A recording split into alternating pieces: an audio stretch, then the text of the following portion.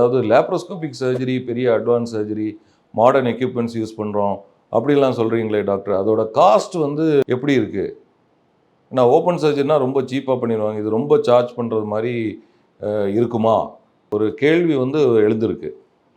So பொதுவாக பார்த்தீங்கன்னா இந்த நுண்துளை அறுவை சிகிச்சையில் எக்யூப்மெண்ட்ஸ் அண்ட் அட்வான்ஸ் டிவைசஸ் வந்து அதில் யூஸ் பண்ண வேண்டியிருக்கு. பட் இதில் நுண்துளை அறுவை சிகிச்சையில் நீங்கள் வந்து பார்க்கணும், அந்த ரெக்கவரி வந்து is going to be very fast. பொதுவாக ஒரு மேஜர் ஆப்ரேஷன் பண்ணி ஒரு 10 நாள் வந்து ஒரு ஹாஸ்பிட்டலில் இருக்கணும்னா இங்கே வந்து ஒரு 3 or 4 டேஸில் நீங்கள் வந்து டிஸ்சார்ஜ் ஆகலாம். So it is going to balance.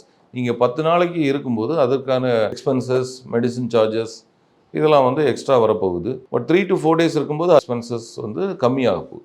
இது வந்து ஆவரேஜாக வந்து நம்ம பார்க்கும்போது பேலன்ஸ் ஆகி லேப்ரோஸ்கோபி வந்து டெஃபினட்டாக வந்து ஹேஸ் காட் செவரல் அட்வான்டேஜஸ்.